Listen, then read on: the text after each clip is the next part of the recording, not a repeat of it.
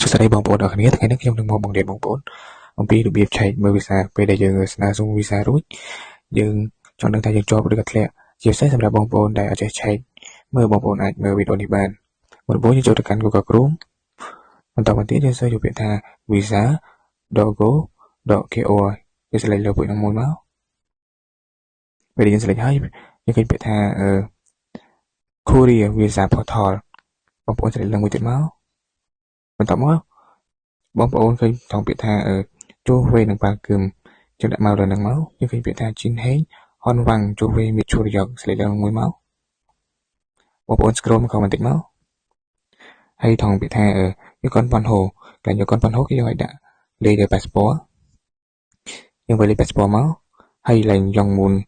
ថងពាក្យយ៉ងមុនសំញងយើងវាយឈ្មោះរបស់យើងមកឈ្មោះលេខ passport បងប្អូនមកទៀតថងពាក្យថាសេញញនវល់អីលើយើងបំពេញថ្ងៃខែឆ្នាំកំណើតរបស់យើងដាក់ឆ្នាំមកមុនតមកដាក់ខែហើយនឹងថ្ងៃបងប្អូនមក search យើងចុចពាក្យ search ហើយយើង scroll មកក្រោមមកបន្តមកយើងឃើញពាក្យថាហកាគឺមានន័យថាយើងទទួលបានវីសា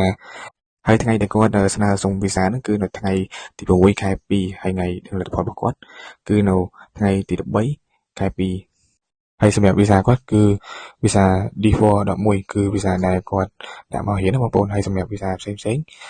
គឺយើងអាចឆែកមើលតាមក្នុងដូចគ្នាបានក៏ប៉ុន្តែបើសិនបើយើងចូលទៅឃើញពីថាពូលហោគឺគេអត់អនុញ្ញាតឲ្យវីសាយើងមករៀនបន្តទេបងប្អូន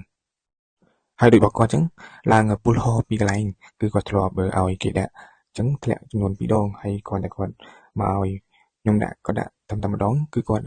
ទទួលបានវីសាហើយសម្រាប់បងប្អូនដែលទើបតែបញ្ចប់ទី12ចង់មកសិក្សាបន្តឬក៏បងប្អូនដែលថាចង់ធានាឪពុកម្ដាយឬក៏ធានាប្រពន្ធកូនមកនៅប្រទេសកូរ៉េហ្នឹងអត់ដឹងថាស្នើសុំវីសារបៀបណាបងប្អូនអាចសួរព័ត៌មានពីខាងខ្ញុំបានខាងខ្ញុំនឹងណែនាំជូនហើយវីដេអូនេះមានតែត្រឹមនឹងបើសិនបងប្អូនមានចម្ងល់ឬក៏ឆ្ងល់កន្លែងណាបងប្អូនអាច comment សួរខាងក្រោមឬក៏អាចឆាតរបស់ខ្ញុំផ្ទាល់ក៏បានដែរសូមអរគុណ